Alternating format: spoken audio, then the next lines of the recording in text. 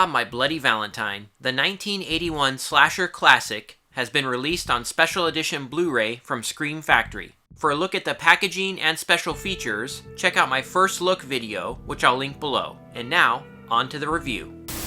So we open with a few coal miners making their way through a mine shaft. One of them disrobes and is revealed to be a young woman. She, suggestively strokes the hose on the other miner's gas mask, and just when you're starting to wonder what the heck kind of movie this is, she's impaled on a pickaxe.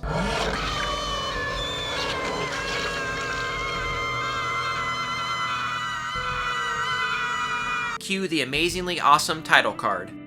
Welcome to Valentine Bluffs, the little town with the big heart.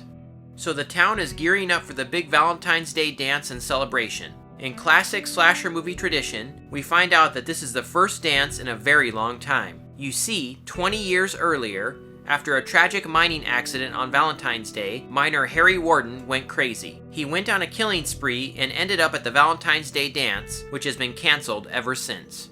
I haven't mentioned the characters yet, and I really should. The young people that populate this slasher flick are not the typical teenagers, but instead working class 20-somethings.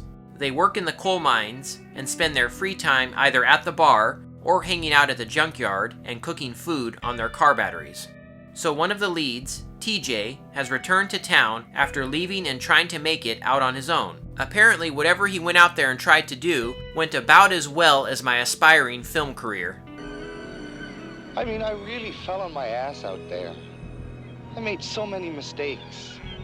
So his former girlfriend is now dating his former best friend, which leads to lots of angsty drama. And that's the thing about this movie. The cast and characters are solid and pretty memorable. You actually care about some of these people. It gives this movie a bit more substance than the typical 80s slasher film. So as we get closer to the Valentine's Day dance, the past seems to come back as the sheriff and owner of the mine receive Valentine threats and even a human heart in a candy box. We get a powerful scene where the owner of the mine discovers the grisly Valentine and has the same exact reaction I do when I have to work Black Friday weekend in retail. It can't be happening again. It can't. So things escalate and we get a few murders, including one on Friday the 13th.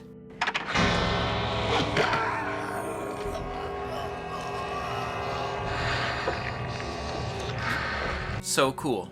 The theatrical version had almost all of the gore cut out, but this unrated cut thankfully restores all of it. And damn, it is just glorious. The dance is finally cancelled, but that doesn't stop the youngsters from having their own Valentine's Day party at the mine. And guess who decides to show up? There's a nice mystery element to the identity of the killer, which I won't spoil here, and the climax in the bowels of the mine is suitably creepy and effective. My Bloody Valentine is a slasher movie classic. It has all of the elements of a great slasher flick, and as I mentioned earlier, the solid characterization sets this one apart from other slasher movies. George Mihalka's stylish direction is excellent, and the eerie 80s score brings it all home. Presentation-wise, the picture quality is excellent. The newly inserted gore scenes looked a little rough in the previous Blu-ray and DVD release, but here, Scream Factory has done a proper restoration. Audio is excellent as well, although it is a little bit rougher in some of the extended scenes. But again, Scream Factory has remastered it, so it sounds much better than before. The multiple interviews included here are in-depth and informative, as is the commentary track with director George Mihalka. Once again, Scream Factory has outdone themselves with this release, and I give it my highest recommendation.